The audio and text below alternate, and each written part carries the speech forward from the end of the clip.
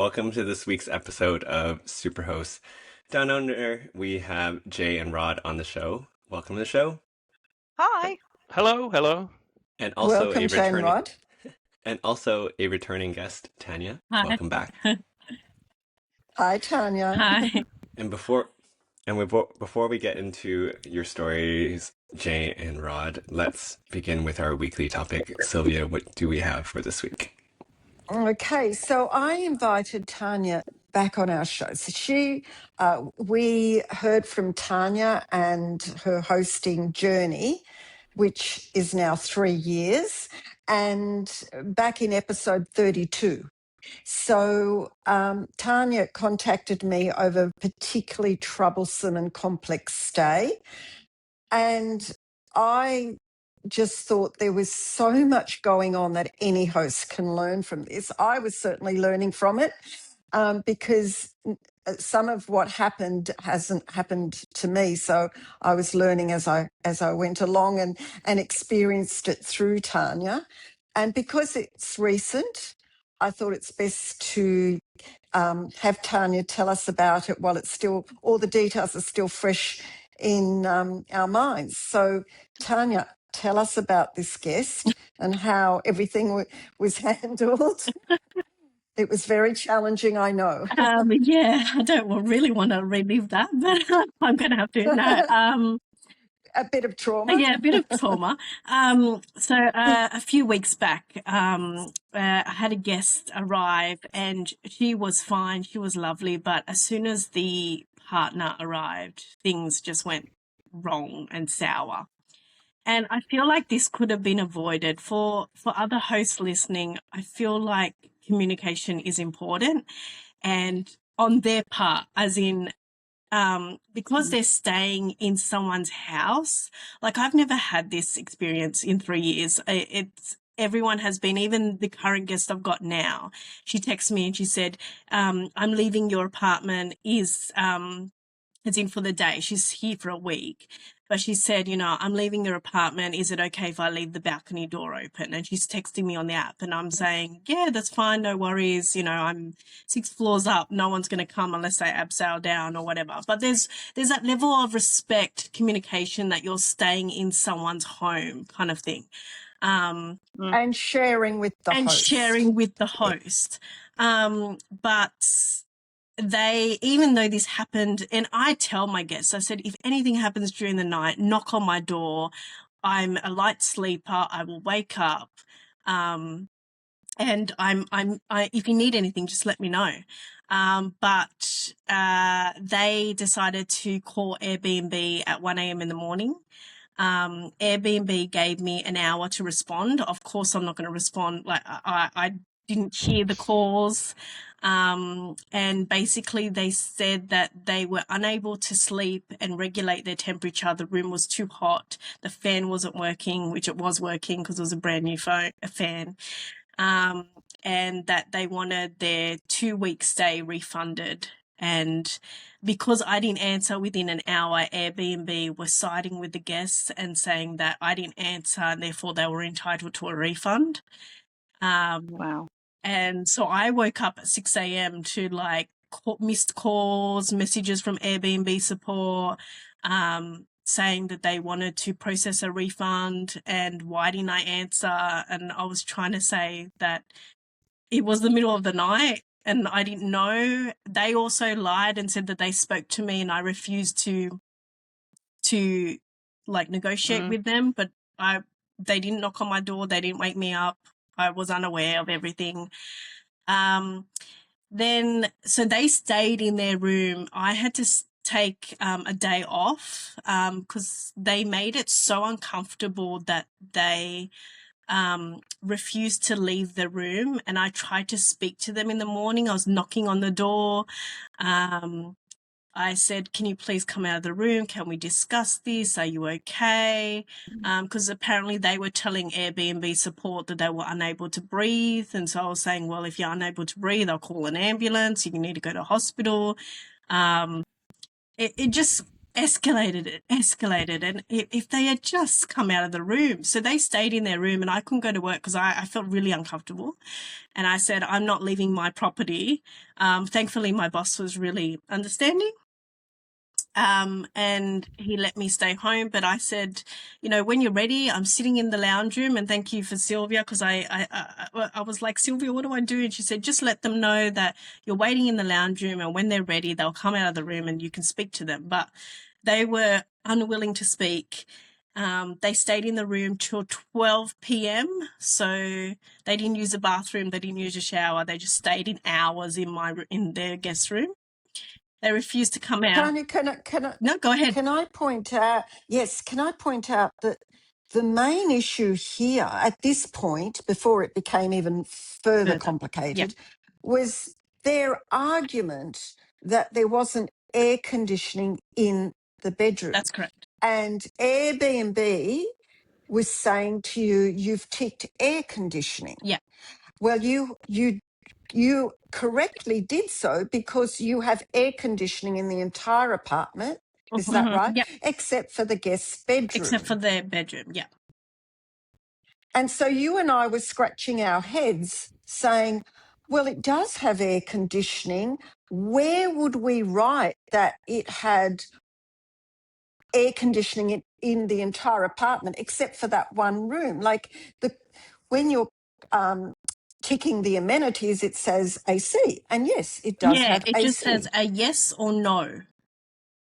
Yep. And I found this a very fascinating subject because you accurately said there was air conditioning, but there was nowhere where you could put down, well, air conditioning is not in the guest bedroom, but you had a fan. Yeah. It just seemed very, very tricky to me that it could be problematic.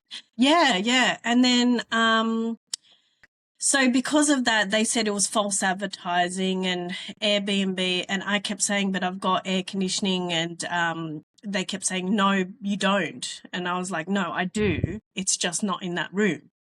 But the rest of the apartment has. And so they requested, because I didn't want to give them a refund for 2 weeks of them staying in my apartment using free gas, free electricity and everything, they negotiated a 30% stay.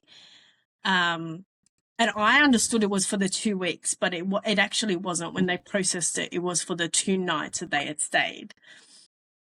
And then I just felt really uneasy. The whole situation. And then when they finally came out of the room, they didn't speak to me. They gave me the dirtiest look ever.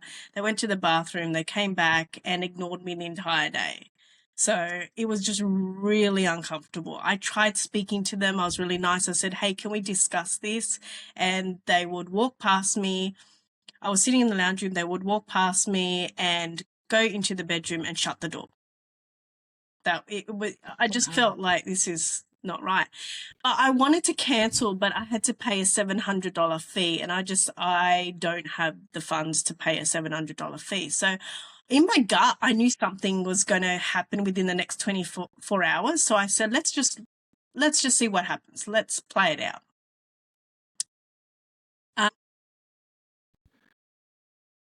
Can you see me and hear me? I can. It's a little bit delayed for me. Yeah, that's what I thought. So then the next day, I came home and they had gone in a private cupboard. They had used the washing machine without asking me how to use it. I don't think they put soap in the washing machine because it just stunk of BO and sweat. So they used my private area instead of their own area. So I just felt really uncomfortable by this stage.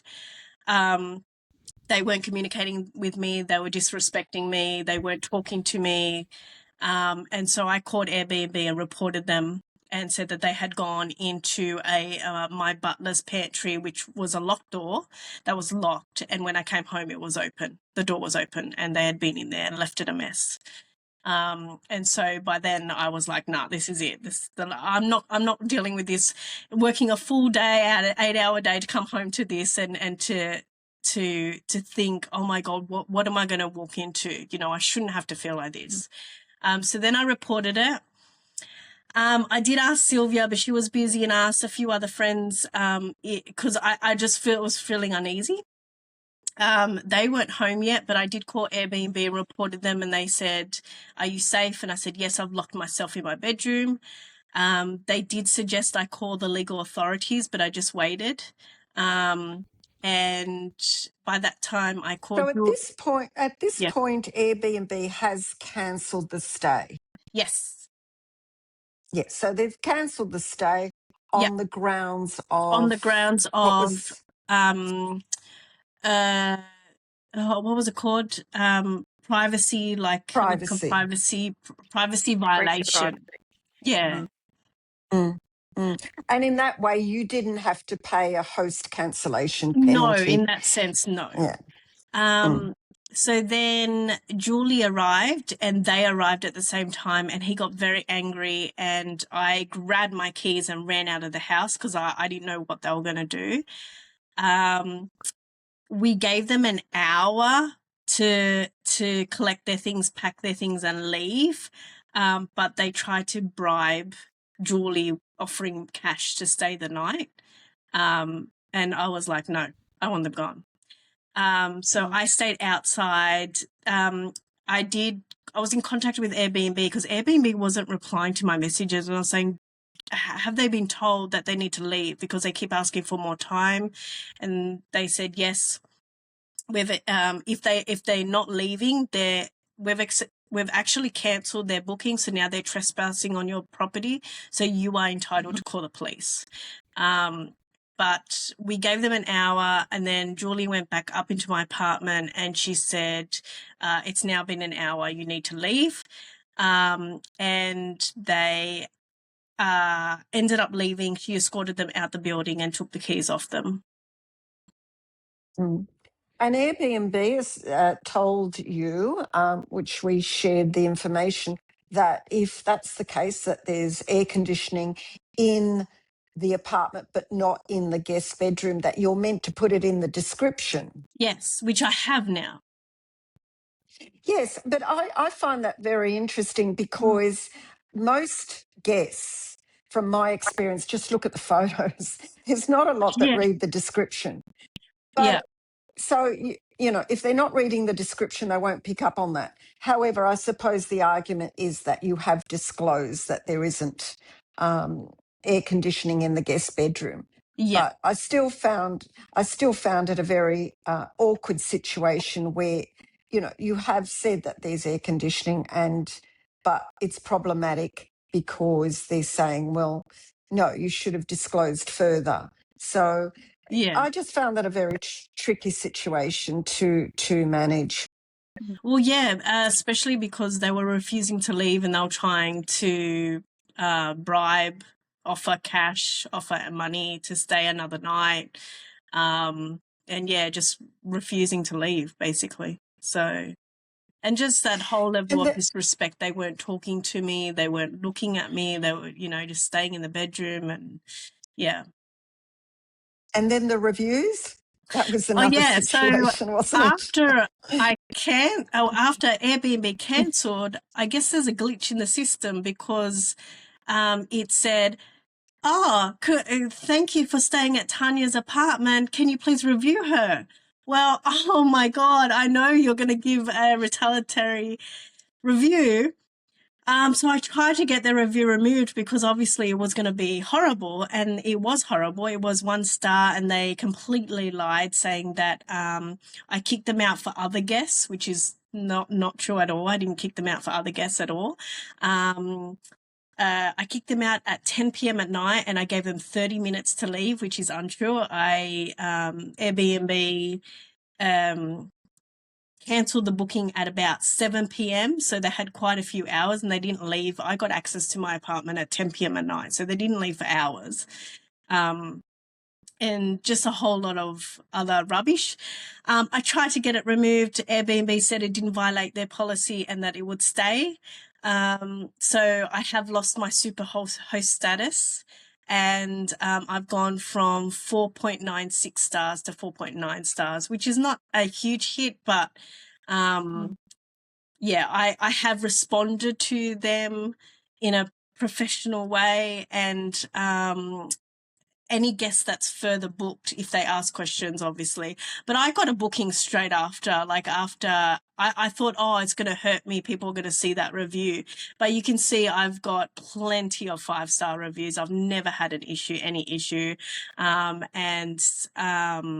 Yeah, I got a booking straight away, like 2 days later, I got another booking, or 24 hours later. So it was, yeah, I'm sure it hurt them more because they had one 5-star review and then they went to 3 stars. So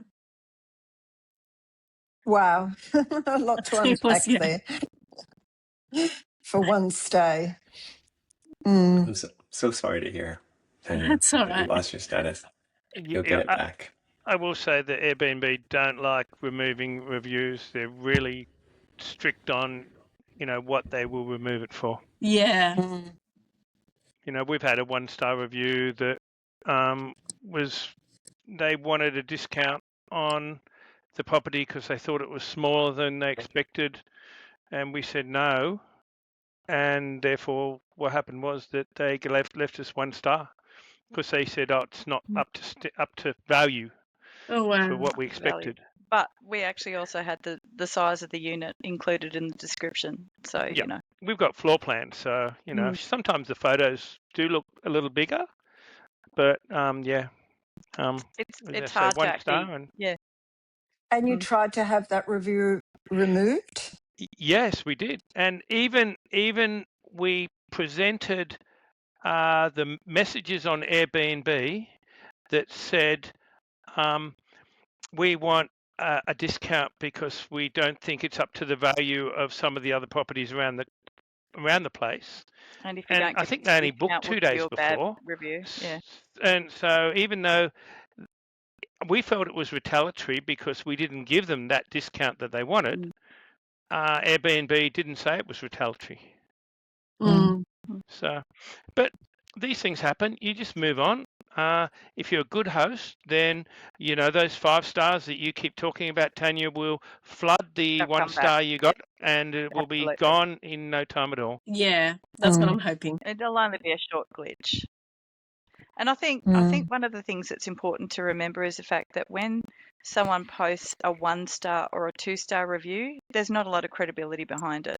It does seem it's retaliatory. It does seem that it's, an unjustified comment. A 3-star review is something that people sort of go, okay, well, there's actually some credibility to that. Yeah. But a 1-star review really does sound like, someone just being nasty. Yeah. So yeah. I think most hosts and most guests will see past that. The algorithm, unfortunately, will draw that down temporarily, but it will also bring it back up soon. And my understanding is that the reviews or the request to review comes through providing the guest has checked in. Didn't you find that out, Ray, with one situation you had? So that if the guest checks in, once they've checked in, they will get a message to review. Yep. That's true. Their stay did start. I think the one piece there that I recommend is when you're going to dispute the reviews, is that they're actually, if there's an incident, it's against Airbnb's policy for guests to review or disclose any bits of the investigation or of the case. So like for them saying that, like, what time did they kick you out or did they leave versus what time, that's tied to actually a dispute case where like they shouldn't be, like, that's not what you're reviewing. Yeah, exactly. Yeah. Right. And so I've now been much more firm on when I dispute. I probably have like a 60% success rate with disputing requests, but I also mentioned in a previous episode that on my 3-star review, which was my lowest, I wrote to the person and I just I had a direct conversation with them, and I explained to them the impacts of their actions to my business. Like, this is my small business that I run, and I apologize that they didn't have a good experience because I accepted that there were things that didn't go well for them in my situation, and I asked them to reconsider, and then they asked Airbnb to remove it. Um, and that doesn't always work because it's up to people who like have different views on the world. Yeah. But Airbnb had already said they wouldn't because everyone's entitled to their opinion. But there are some rules which are around like dispute, like going back and forth on an investigation or an actual case rather than commenting on the factors that you're supposed to be rating on that help the community. So I usually dispute on the case of this is not constructive for the community. Like, is this helping the community of hosts and guests? Because if it's not accurate, then like, how is it helping the community? And if you can prove those things, then it's hugely helpful. But that's my advice. Well, I think, Tanya, you did say to them they've lied on it. You know what time, Yeah. you know, you said to Airbnb, you know what time you cancelled the stay, which wasn't 10 p.m. They've Exactly. lied Yeah. in the review. And Airbnb still wouldn't remove Well, I that think this is the review. thing is like many of the case agents I've had it declined, and then I've had to go back, but it's around the language that you use rather than just the request. It's around like going through the policies and quoting, like based on the Airbnb policy of XYZ and how it applies. Like in this case, this policy is related to what happened, then I recommend that this gets removed. But if you're just asking like, can you remove it, then you also get a generic answer of like, we try not to remove reviews because everyone's entitled to their opinion. Their So I think opinion, yeah. there's a And little that's what bit I more got. effort work to, yes. So it's like you get what you put in. So like I'm a little bit more persistent, but also I spend the time to go through their policies to like quote the sections that are relevant because Right. it's not like the highest level of support that you get when you go in. You get a like first level support person. So if you're not quoting the right things, it might not be escalated to someone who can remove it. And I think of the times I've had my reviews removed, it wasn't on the first attempt. It was like a back and forth. It gets declined, and then I dispute it, and then whether twice or three times, then it gets resolved. But I think back then I was more protective of my review score than now. Like I like Silvia, like once you build a history of it, it's more around the pattern of behavior. So if you're always the majority of part of the time you're great, then like everyone has an off day, but also everyone has an off guest. And what you think is acceptable, what you think Exactly. is acceptable, a guest might not agree with, and vice versa. So you know, Yeah. It's like we've had people who have said the bed is the best bed and it's soft and beautiful, and the sofas are so that they just curl into them, and then we'll get the next guest who will say the beds were too soft and we couldn't sleep in them, and the sofas were too soft. So you know, it's a a matter hard of balance, and yeah. you can satisfy some people but not the others. But I think Ray's made a really good point.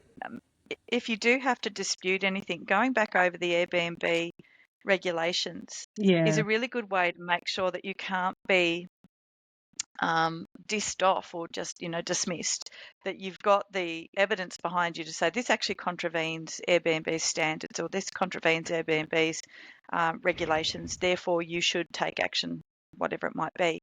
I think that's really good advice, and certainly something that I'll be doing for the next time that I have a problem, because I Yeah, hadn't me thought too. about that before.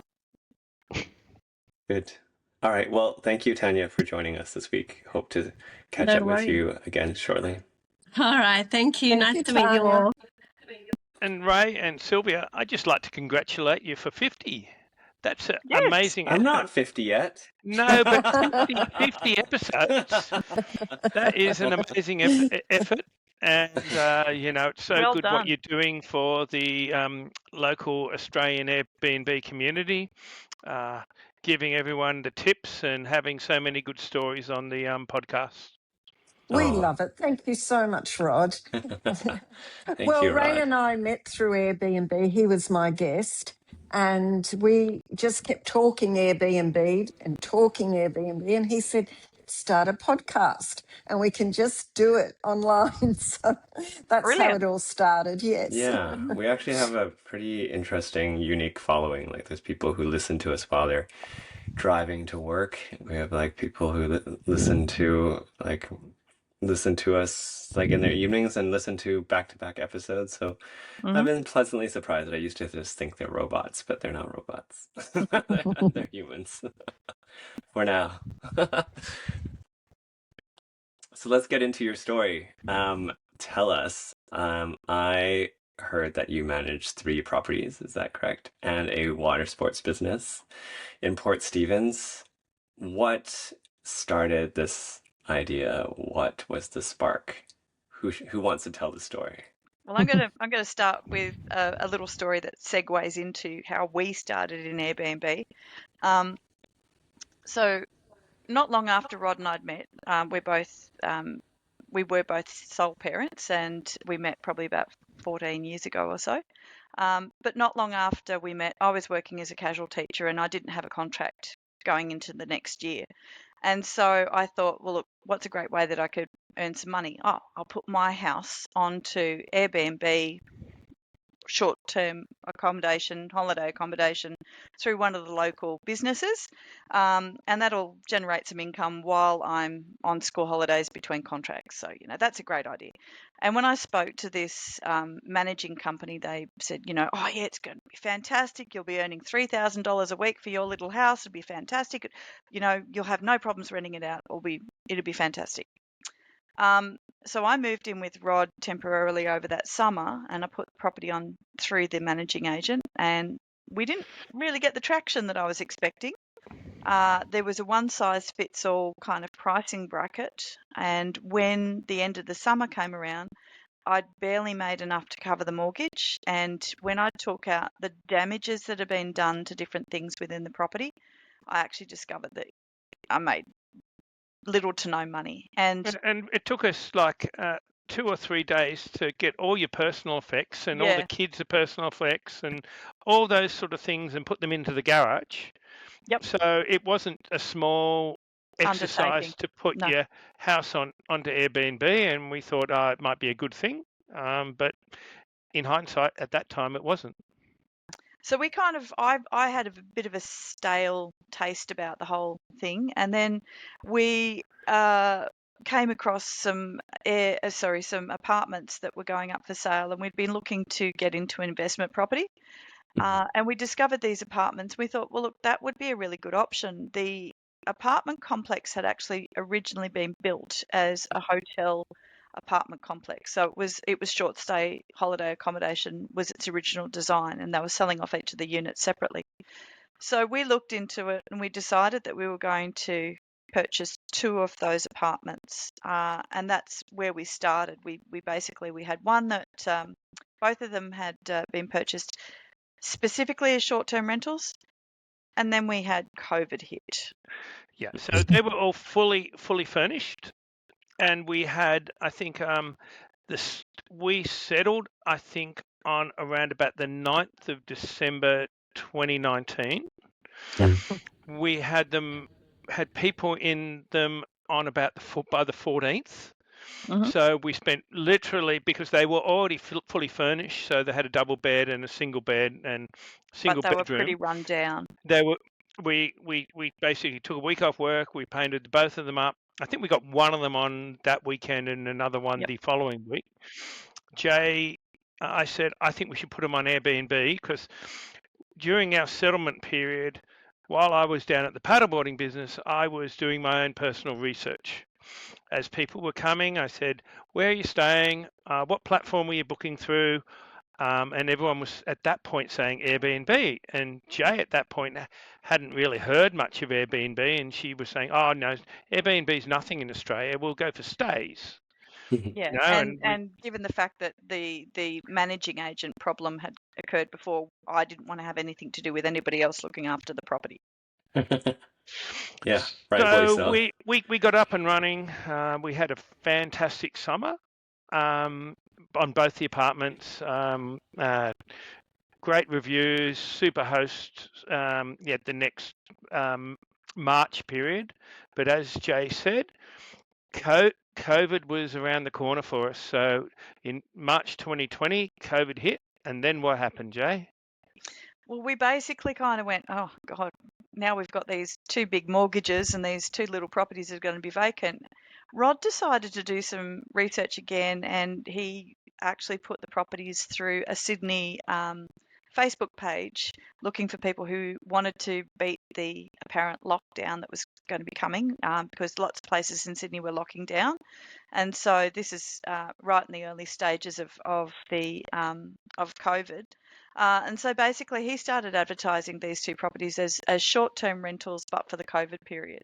And we put them in, and we had guests for the entire COVID period in both properties. At the end of COVID, so we survived COVID quite comfortably. We had the mortgages paid. It was everything was sweet. And at the end of the COVID period, when our people went back to their regular jobs in Sydney, or they went back to whatever else they were doing, we then put the properties back in as full-time Airbnbs. And frankly, they have been absolutely sensational ever since. So much so that we actually decided that we would put my old property that had previously been used as an Airbnb, we would put that on as an Airbnb as well. And Rod and I had a house together at this point, so we put that on as a full-time Airbnb, and that property has been absolutely stellar. It's just been fantastic. So we now have 3 Airbnbs, 2 of which are apartments in a holiday complex in a holiday area, and 1 is a townhouse in an area where it's close to all of the walking distance to the shops, walking distance to restaurants, walking distance to beaches, with plenty of parking. So we've actually, with these 3 properties, we've built up a little thriving business, for want of a better way of putting it. All of them are cash flow positive.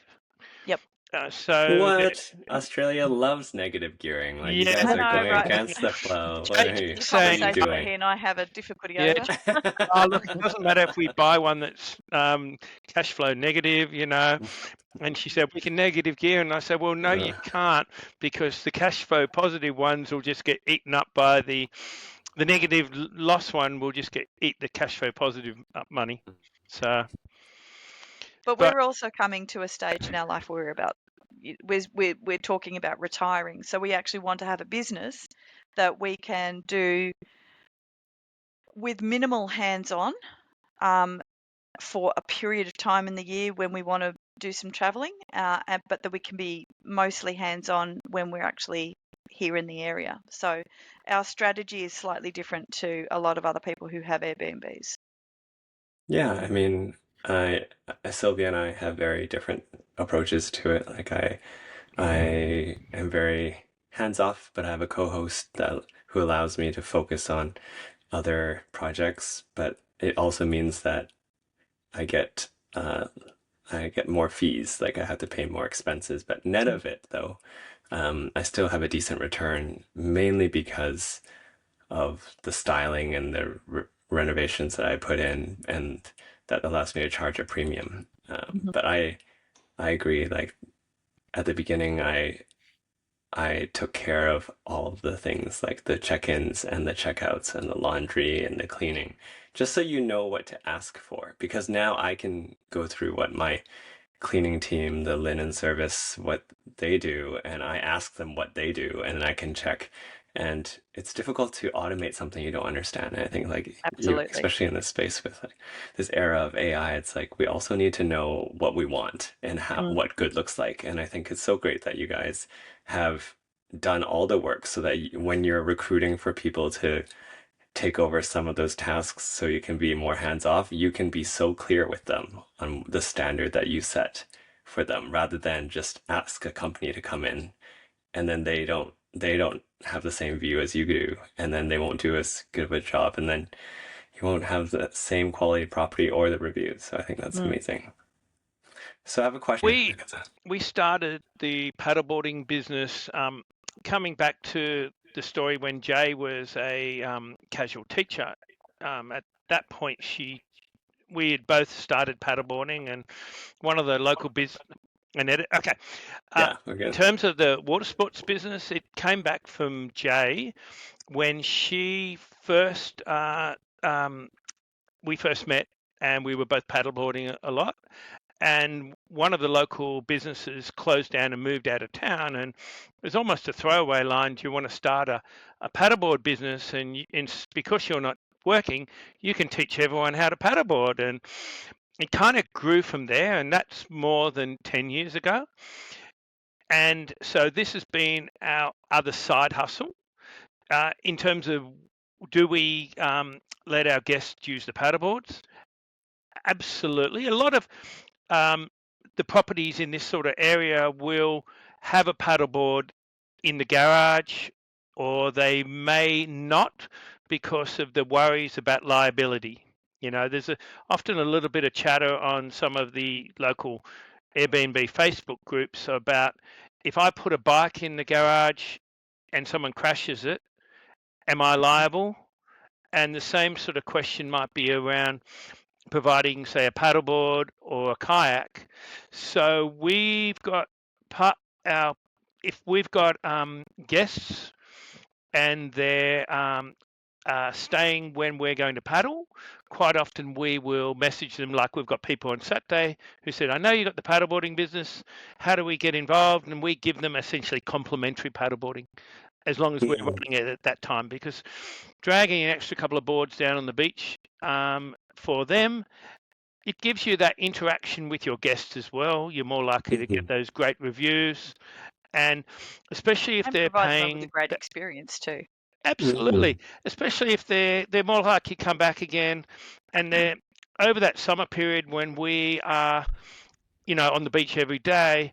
They're paying like premium dollars, and so therefore we think that we, to a point, we feel guilty about charging them the premium dollars that they're paying. Which is, I don't feel bad charging premium dollars for but the Well, we Australian want to Open or make the sure that they have a F1. great experience, and so we want to give them, as much of a rounded experience as possible. And summertime in the Bay is very, very busy. So, Yeah. if we've got something that makes our business in Airbnb or our business in paddleboarding just a little bit more specialized, or differentiates us a little bit more, then it's something that we can on-sell to our customers, or, give away to our customers. It boosts our business. Are you listed on Airbnb as an Airbnb experience? yes, we are, and we have been for about Great. 5 years. Great. I love Airbnb experiences. At times, I wonder, they do take 20%, all right, which is a decent cut, and at times I Yes. wonder whether those people would probably find me anyhow. On Instagram, on like your own website, Own in website, fact. absolutely. So we actually charge our normal rates plus 20%. So if they book through Airbnb, they're paying 20% higher than our normal rates. Yeah, that makes So, sense. yep. But yes, we certainly do.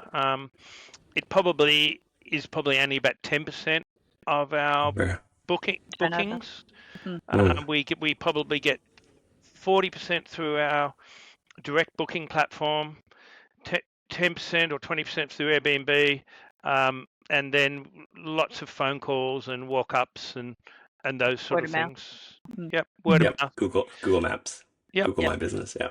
yep. Tell us a little bit about the area. So you have 3 properties. You mentioned their locations, but how are they spread out? Like where in the area? What neighborhood are they? Where are they located?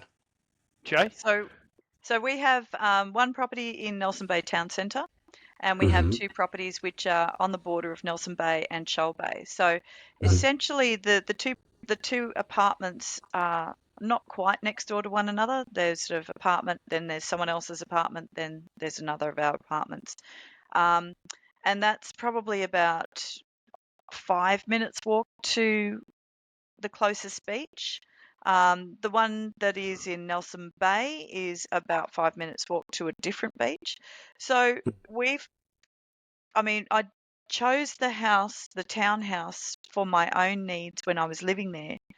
because of its proximity to services and so forth. But what we've actually tried to make sure that we did with the apartments is capitalise on what is around us. So we have a Hmm. visitor's guide that we provide our guests, Hmm. outlines what the public transport options are, because there's bus stops immediately outside all of the properties. It provides details of Uber and taxis. It provides details of the weekly, well, it's now back to daily as of today, trip bus ride to Sydney. So we used to have a bus that operated every day. It slowed down for a period of time. Now it's back to doing every day to and from Sydney, as well as the airport. So we also try and make sure that people who are staying in our accommodation are aware of all the other cool things that happen in Port Stephens. So yes, we give them complimentary paddleboarding or kayaking, but we also want to point out the activities that they can do when they're in our area. And we're very big proponents of this as a destination. So if someone stays with us, that's our best outcome. But if they stay with another business and then they come paddleboarding with us, well, we still win. If they come back for a second time and, last time they stayed with us, next time they stay with someone else, and they, make choices around that, they're still coming to our area. So we And see every ourselves. Yep. yeah, and every back to every people who come, we'll often send them some photos. But I also say, you don't mind if I spruik our other Airbnbs just in case you want to come back and stay with us next time. Yeah. So, So we we've do got a canned, cross-pollinate. we cross-pollinate, so we've got a canned message that I send, with the accommodation details as well. So we may have, 2,000 or 3,000 people through the paddleboarding, and that's potentially 2,000 or 3,000 extra bit of marketing on our businesses. Now, I haven't really worked out how what my return is on that text message, but we certainly do get lots of return visitors and those sort of things. Mm.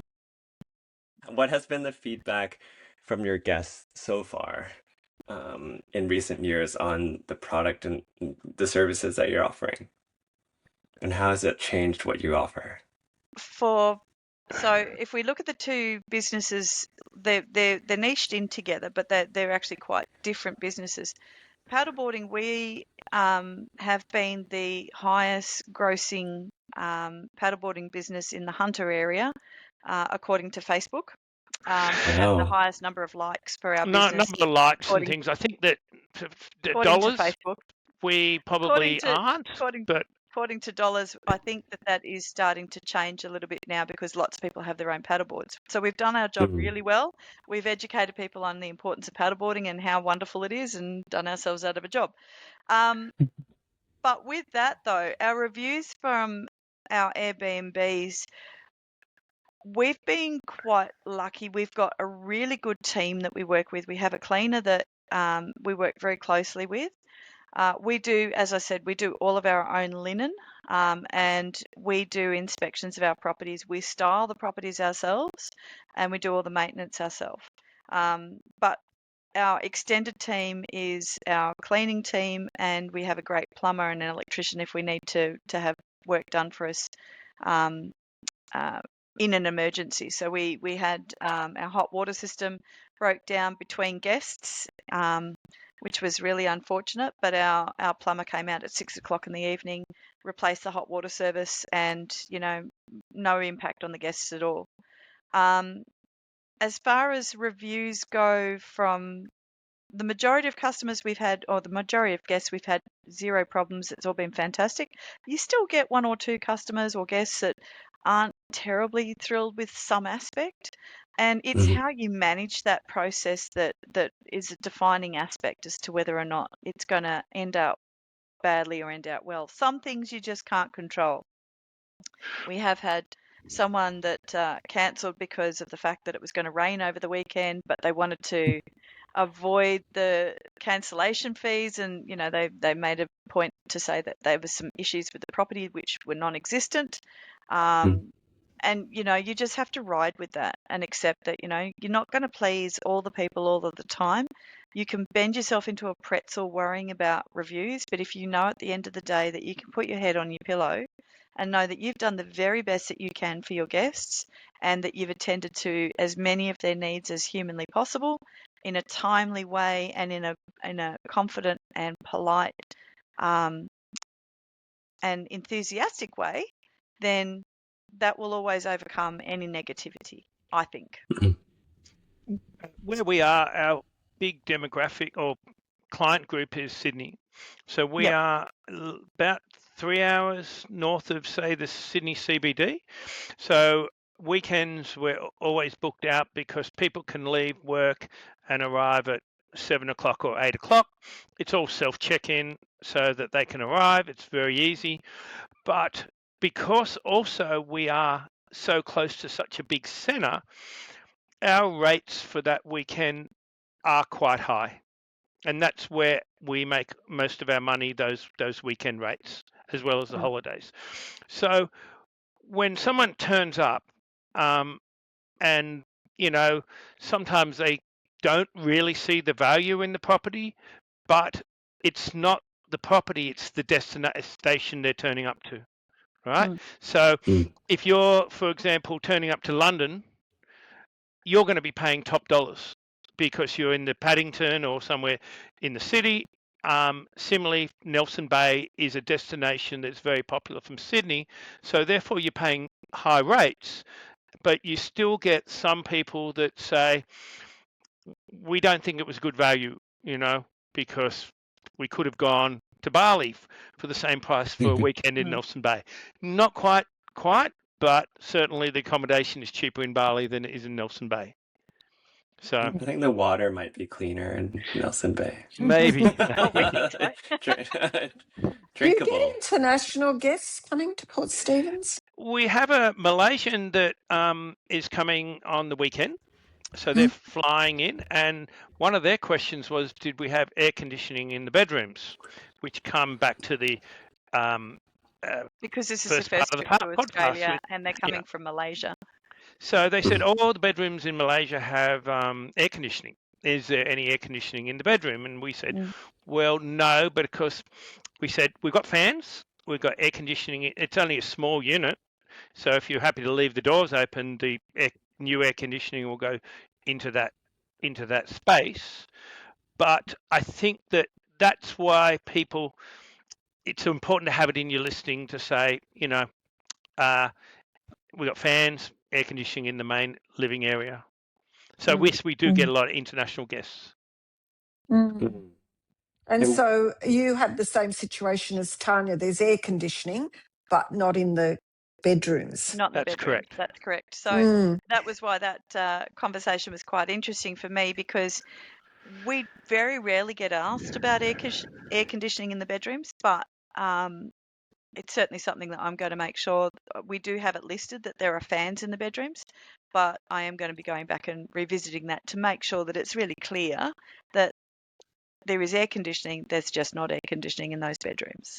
And there hasn't, for our experience, there hasn't been a need. There hasn't been a number of people saying, oh, this is not good enough because there's no air conditioning. But circumvent those problems coming up in the future, we just need to look at how we address it on the listing and then look at whether or not that's something we actually need to incorporate later on, whether or not we put air conditioning in later on. Tanya has been hosting for 3 years and never a problem. And in fact, the night in question, the temperature had dropped down to 13 degrees. It was not a hot day. Yeah.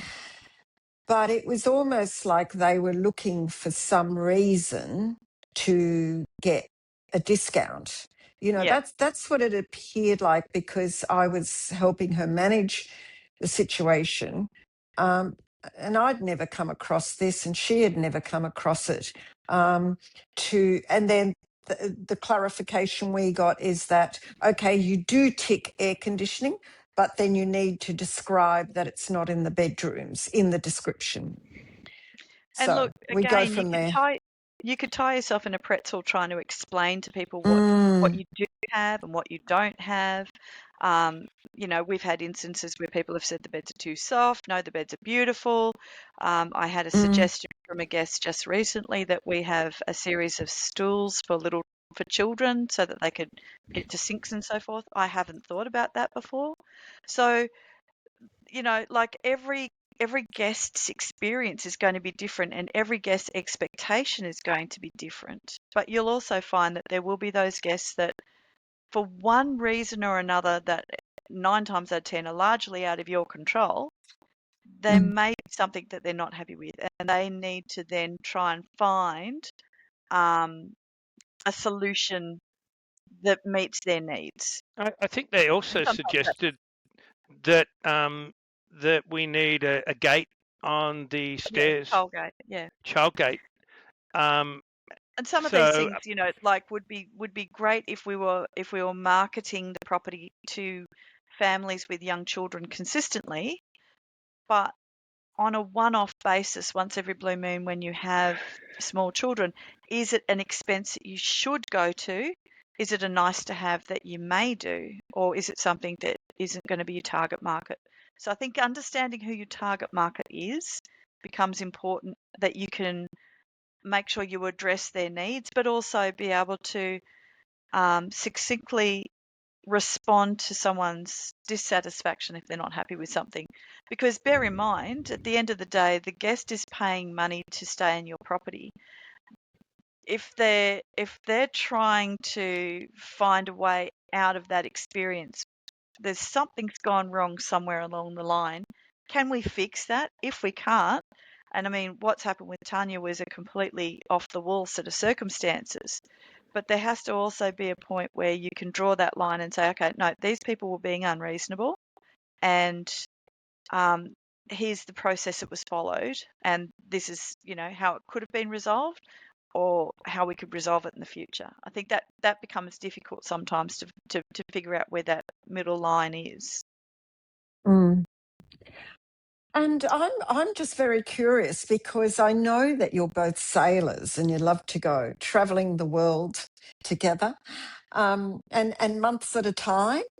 So what happens to your businesses while you're gone? How do they keep operating? Starlink. Right.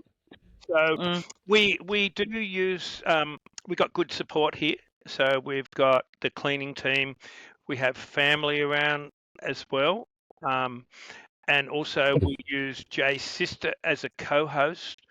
More For the so times that that we're away. more so that if we are, while we're traveling and flying, they're aware that we can't be available, and we've got like a cheat sheet. Someone loses a key, what to do. Speak to this person. If they can't work out Washing's the not oven, done. Speak to this person. maybe we've had a Yep. blackout and we've got the flashing light on the front of the oven. All those things in the cheat sheet. So, and so we still host our business on our own for 3 months while we sail Europe. Wow. And so the way that we've set it up is, as I said before, we've got really awesome cleaner, and Sean and his team are just amazing. So I know very well that we use WhatsApp so that we can get messages wherever we are. And when we're on our boat, we are using Starlink to be able to communicate. But basically, the way that it's set up is that all communication will come through me in the first instance. So that's whether we're in Australia or we're overseas. I communicate with all the guests, make sure that they're comfortable, make sure that their booking has gone through successfully, blah, blah, blah, blah, blah. And I put all the bookings through for Sean to do the cleaning. While we're away, if I miss one of those messages within, I think we've said it's about 6 hours, my sister will actually pick up and she'll send through the message that I would have, or at least respond and say, I'm out of coverage area, I'll be back to you in an hour or so. If it's something urgent, then she will deal with it according to the cheat sheet. Keys are located here, cleaner is located there, plumber, electrician, etc. So we have it set up so that, for the most part, our guests don't actually know that we're not local. They still have the experience that we are able to look after them as if we were local to them. Our laundry is taken over by our cleaner for that period of time that we're away, but all the things like supplies for the house and so forth. They're pre-stocked before we go. The cleaner takes those and puts them into the locations around the house as needed. And then I just do a check-in every week or so just to make sure that, the supplies are all adequate as they need to be. We've only really had a couple of problems while we've been away. One of which was the stove stopped working. Somebody had dropped a pot onto a glass surface stove, and so we had to have that stove replaced while we were away. But like I said, we've got a really great electrician and a really great plumber. So we had that stovetop replaced while we were away. We just had a family member pick one up that we'd already pre-ordered from Harvey Norman, and the electrician popped it in. We haven't had anything, touch wood, we haven't had anything significant happen that's been a problem while we've been away. We have had a blackout while we've been away, and we've had to actually say to the guests, look, we can't be sure when the power is going to come back on. If you would like to cancel your booking, you're welcome to cancel your booking. The power came back on the following day, so it wasn't a big deal. We have had another time, and Rod will probably say about this, we have had another time where we've had a blackout while we've been in Australia, and the guests chose to stay. So we dropped them over camp stoves and lights and candles and so forth, and some. I think you dropped over some burgers as well, didn't you? Yeah, that's okay. Yeah. Because That's really nice. there was really no shops open. There was nothing. So there was no phone. There was no internet. We just had So a I massive left. blackout. I left a message on the door to say, "Are you here? I'm coming back at 3." And so they went. I turned up at 3, and I said, "Well, what do you want?" And I said, "Do you want to go?" And he said, "Well, no, we'll go tomorrow as per our normal plan because our next stop, which is 5 hours away, we're going to have to find somewhere tonight to stay anyhow. So we'll stay." Yep. So I turned up with, a little camp battery and some LED lights because we like camping, so I had plenty of camping equipment. Little gas stove because they didn't have a lot of food. I had some frozen burgers and some buns, and they were happy. They said that they were camping out, and that was fantastic. So God yeah, bless them for being so awesome. yeah. But coming Yeah. back to the traveling while we were away, we're actually quite lucky in terms of the time zone. Yep. Most of our issues tend to come around about 3 p.m. Either I can't find the key, or there's no key in the lockbox. Maybe we've got 2 lockboxes in one of the properties, and we have had the case where they put the 2 keys in the front lockbox. So, or am I at the right property? So I make sure that my phone from 7 a.m. I'm there to respond to their messages. So that's Yep. 7 I a.m. get the through midnight shift. to about you know lunchtime is when they go to bed. So really, that's the time you're going to have dramas. If, for example, the cleaners missed a clean, we did have once that happened. We were walking through France, and Trying to sort out a we clean. got a message to say it doesn't look like the property's been cleaned. Yeah. And that's kind of really bugger. Let's hope that we can get the cleaner there. And we WhatsApp straight to the cleaner. Oh bugger! They were there within the hour. No dramas. We were also in Lombok one time traveling there. We have been to Bali and Gillies and Lombok, and I answered. I thought this is unusual. Answered a call, and it was someone who had done a bushwalk, and they had lost the key to the apartment. This was like 11 o'clock Australian time, and fortunately we were able to connect through to them, work out how to get this next key, because you always have to have these contingencies, and solve the problem. So I hear people saying, I live too far away to be able to host the business on my own. I live 3 hours away. Well, we can do it from 15 hours away in a different time zone. So as long as you've got support around yourself. Yeah, and as long as Support and communication. That's a key thing. and highly organised too. That's what it sounds like to me, that you're both very organised. Oh, I wouldn't say we're overly organised, but we do drop everything when we know that we've got an issue with a guest, whether we're here or there. It doesn't matter. That it's our, I won't say it's our first form of income, but it's our most significant form of income. As in, you know, we've got other people relying on us. Yeah, make sure that you've got spare gas bottles for each of the barbecues.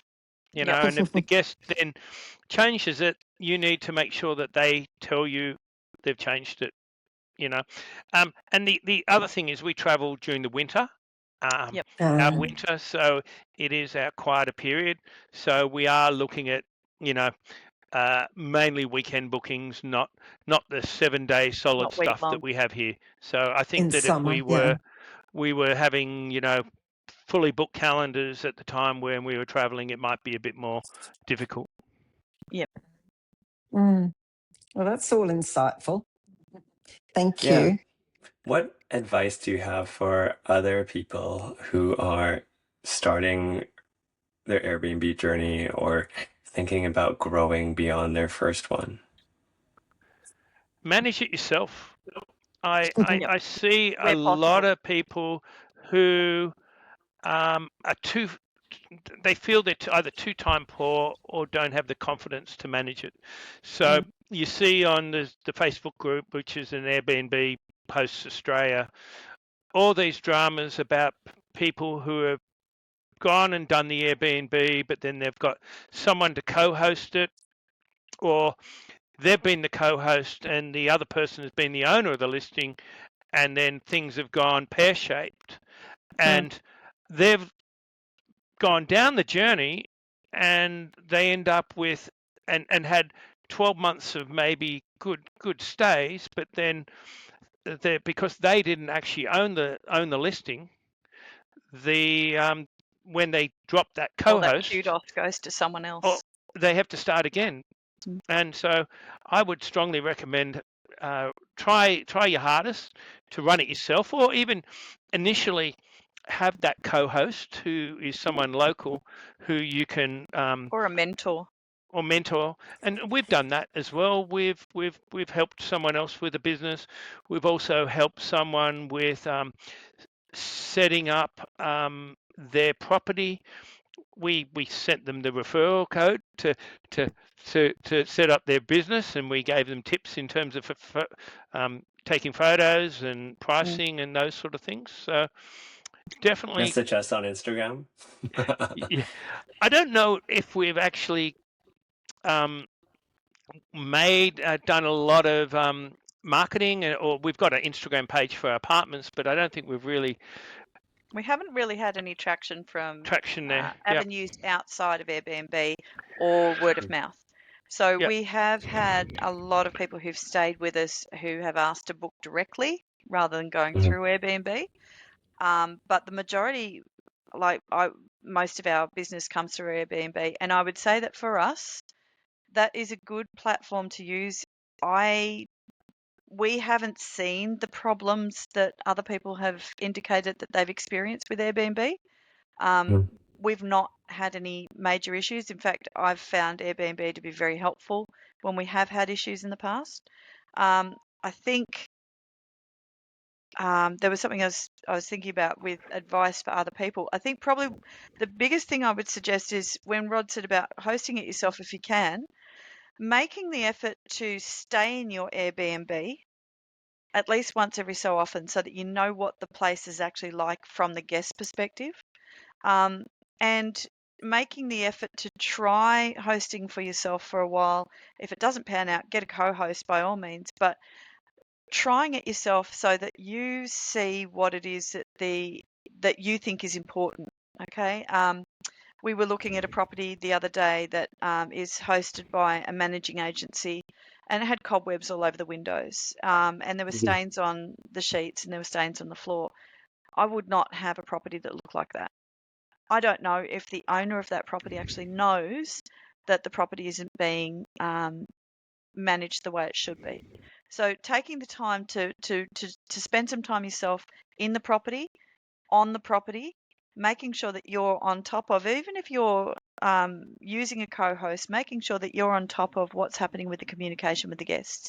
Just being aware of what's going on. Don't be completely hands off, even if you have engaged a managing agency. And I think the other thing that I would suggest for anybody that's starting off is do not get bogged down by the stars. It's the worst thing. I agree. The worst thing that can happen, and I mean, I've been reading posts about it today. People saying, I've just had my first 4-star. It's going to ruin my Superhost status.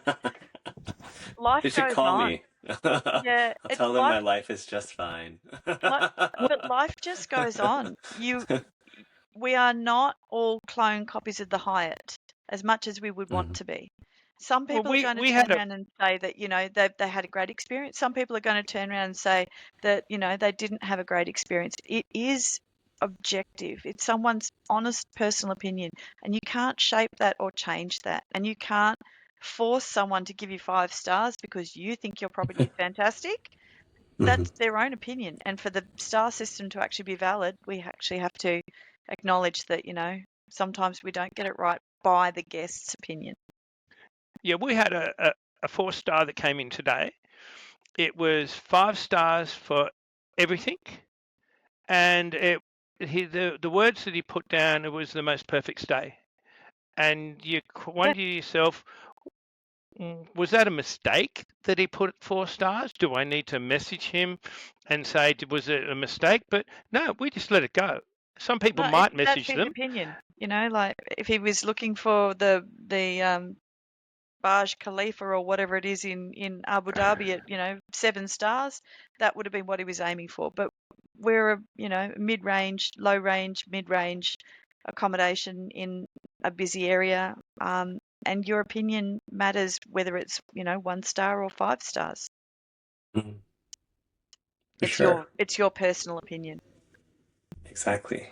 Well, Rod and Jay, thank you so much for your time and being on our show. Really appreciate it. Thank you very much for your time. I really appreciate it and enjoyed this. This was a lot of fun. Yeah, thank you